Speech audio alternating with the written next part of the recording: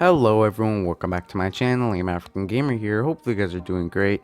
So today I wanted to make a video concerning Apex Legends once again, and specifically a few tips that you want to be utilizing to win more gunfights and win more matches all around.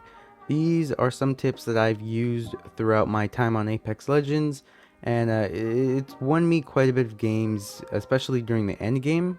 And honestly, these are tips that I recommend you start using. I don't see too many people using these tips, so it's just something to keep in mind. Now, before I continue on with the video itself, I want to go over a little disclaimer. I'm not choosing tips for specific legends, so if you are a solo queue, and this of course goes for solo queues also, and you main Bloodhound, Lifeline, Gabrielator, any legend, these tips should work pretty well for you.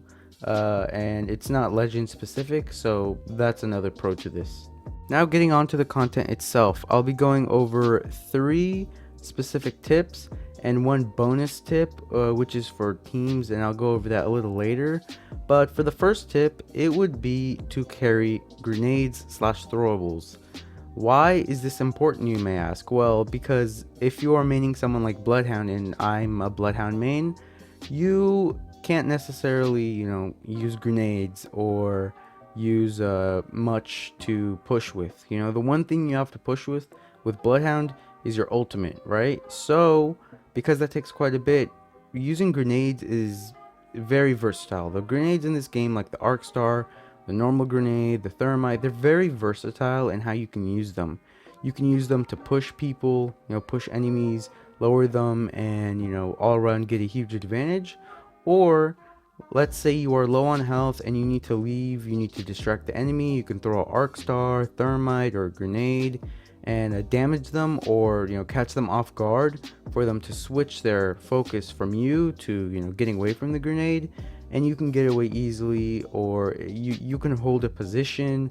There's so much to do with grenades that they're very useful, and in my opinion they're very underused. But in general, I mean, you definitely want to pick up grenades, as they deal quite a bit of damage. They're really good for pushing, and you can use them with any legend since they're really available. So that's my first tip. Now for my second tip, it would be to utilize the firing range. And for those who don't know, somehow Apex Legends actually has a firing range in which you can pick up any weapon, any utility, literally anything that you can pick up ground loot in game, you will be able to pick up in the firing range. And it's a nice place to practice the recoil control and just practice the use of the weapons within Apex Legends. So what I recommend you do is, before your day of gaming, right, before your very first game, I highly recommend you decide which weapons you want to choose. If you want to make it a quick firing range practice, pick up a few weapons, like for example the Flatline and the R301 if you feel like that meta, and practice the recoil out. Alright, and this is huge, and this definitely could tell your game, because if you don't really memorize the recoil of these weapons, of the weapons of Apex Legends, then you're gonna have a very difficult time in gunfights, and more likely than not lose a bunch of them. So I highly recommend you get onto the firing range, spend at least 15 to 20 minutes messing around with the guns and getting a good feel for it. And then once you get into your first match, everything will feel amazing. You will win more gunfights, and ultimately you will probably get your first win of the day on your first game of the day. So this is a tip to definitely utilize. Now for my third tip, it would be to always stay near cover slash stay away from open fields.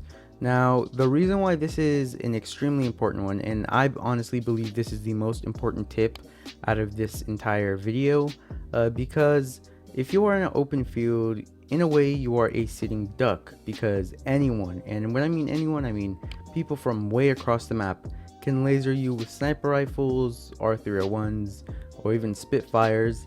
If you're in an open field, because you have nowhere to hide, they know exactly where you are, and they fire at you. If you're far away from cover, then you will die. That's almost certain, unless you get really lucky and your enemy really sucks at the game, or they're lagging, but that is a very rare occasion. So staying near cover will not only ensure your safety in match, but it'll also probably ensure you to have somewhat of an advantage in a mid game to end game gunfight, and it's quite important. So those were my 3 big tips, but before I end the video, I want to give you guys my 4th tip, and this is more of a complimentary one, and I didn't include this one in the main 3 tips because earlier in the video I talked about how this could work for solo queues or people with teams, and this 4th one, which isn't necessarily comparable to the other 3, actually works only for people who have friends to play with and teams to play with at that. And what I mean by this is legend metas. I like to call them that. It's where you can pair up 3 legends and you can pair all of their abilities up to pretty much either heal up quickly or push really easily. There are a lot of mix and matches, like you can play a fuse with a bloodhound or something, and you can really mix it up to your liking. But the 2 that I've seen that are very effective would be, I have 2 little setups, but the first being Loba, Bloodhound, and Revenant. That team would be absolutely devastating because Loba's ultimate comes super quickly. You can pick up the weapons that you like the best, and also pick up all the ammo, necessities, and goods that you need. With Bloodhound, you have the tracking ability. You know exactly where the enemies are in somewhat of a close proximity, and once they ultimate, well, the enemy is going to be compromised and they're going to have to try to figure out in quick tense. And finally, for Revenant, his ultimate and his tactical both are actually really strong. But I think his ultimate is his ultimate is the heart of his entire legend, because you get to cheat death. You get a second life pretty much, and mixing that with the best guns that you have and knowing exactly where the enemy is will ensure you winning numerous gunfights and more likely than not getting top 10 and winning the match itself. Now for my second quote-unquote legend meta, it would be Lifeline, Bangalore, and Bloodhound. And you will see a key factor of seeing Bloodhound in almost every single one, because in this game, or in any game in a way, knowing where the enemy is probably the most important information you can get, because then you know where to attack, whether you need to leave or you need to stay during the fight. And in general, information is the most important thing in a battle royale game. The reason why I'm using a Lifeline in Bangalore is because this is a healing meta, where Lifeline has her drone, Bangalore has her smoke.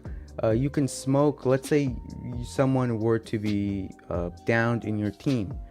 Bangalore can smoke them, Lifeline can go ahead and res them with her drone, and at the same time, both of the legends are still active and able to fight as you are getting rezzed. So this is a very powerful healing meta, and honestly, either or, if you see an end game, you'll probably see these 6 legends go against each other, and it'll be quite the intense fight.